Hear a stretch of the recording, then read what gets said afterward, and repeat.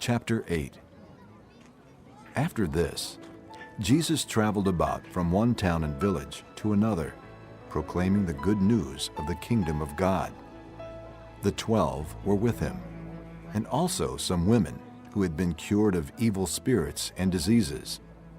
Mary, called Magdalene, from whom 7 demons had come out. Joanna, the wife of Chuza, the manager of Herod's household. Susanna, and many others. These women were helping to support them out of their own means. While a large crowd was gathering and people were coming to Jesus from town after town, he told this parable. A farmer went out to sow his seed. As he was scattering the seed, some fell along the path. It was trampled on, and the birds of the air ate it up. Some fell on rock, and when it came up, the plants withered because they had no moisture. Other seed fell among thorns, which grew up with it and choked the plants. Still other seed fell on good soil. It came up and yielded a crop 100 times more than was sown. When he said this, he called out, "He who has ears to hear, let him hear." His disciples asked him what this parable meant. He said, "The knowledge of the secrets of the kingdom of God has been given to you, but to others I speak in parables, so that, though seeing they may not see, though hearing they may not understand." This is the meaning of the parable. The seed is the word of God. Those along the path are the ones who hear, and then the devil comes and takes away the word from their hearts, so that they may not believe and be saved. Those on the rock are the ones who receive the word with joy when they hear it, but they have no root. They believe for a while, but in the time of testing they fall away. The seed that fell among thorns stands for those who hear, but as they go on their way they are choked by life's worries, riches, and pleasures, and they do not mature. But the seed on good soil stands for those with a noble and good heart, who hear the word, retain it, and by persevering produce a crop. No one lights a lamp and hides it in a jar or puts it under a bed. Instead, he puts it on a stand so that those who come in can see the light. For there is nothing hidden that will not be disclosed, and nothing concealed that will not be known or brought out into the open.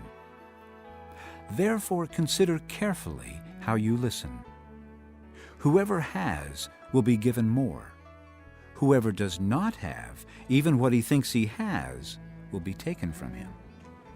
Now Jesus' mother and brothers came to see him, but they were not able to get near him because of the crowd. Someone told him, "Your mother and brothers are standing outside, wanting to see you." He replied, My mother and brothers are those who hear God's word and put it into practice. One day, Jesus said to his disciples, Let's go over to the other side of the lake. So they got into a boat and set out. As they sailed, he fell asleep. A squall came down on the lake, so that the boat was being swamped, and they were in great danger. The disciples went and woke him, saying, Master, Master, we're going to drown. He got up and rebuked the wind and the raging waters. The storm subsided, and all was calm. Where is your faith? He asked his disciples.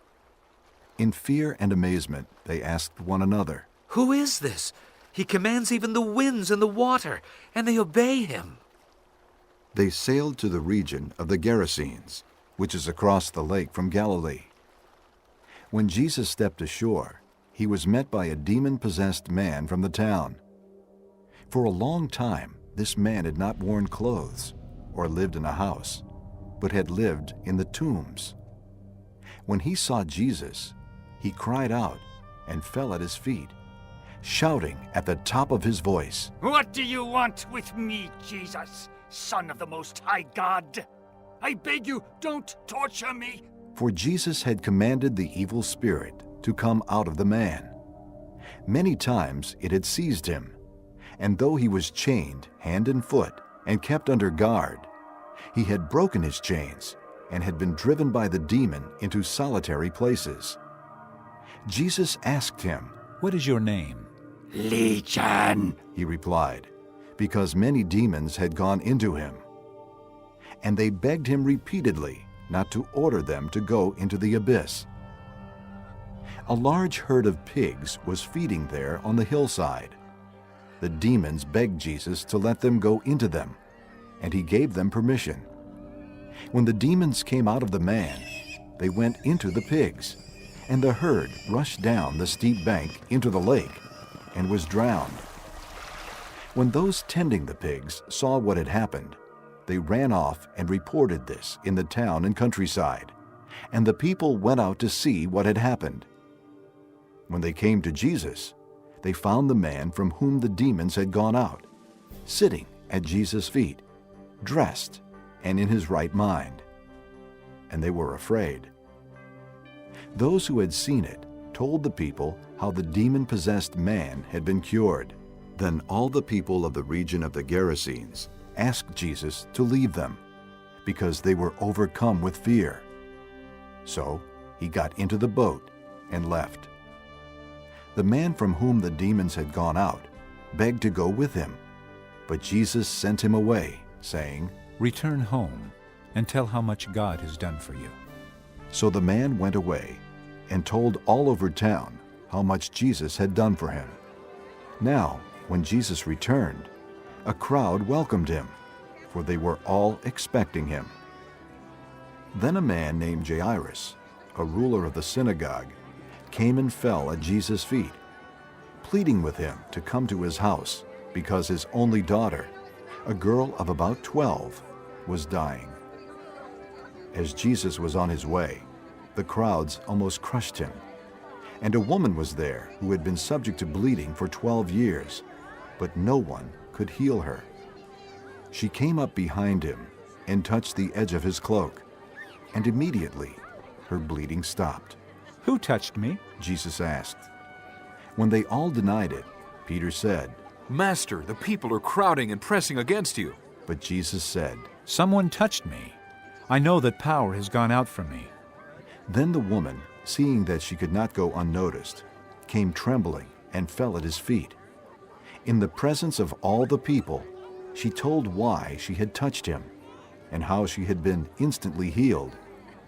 Then he said to her, "Daughter, your faith has healed you.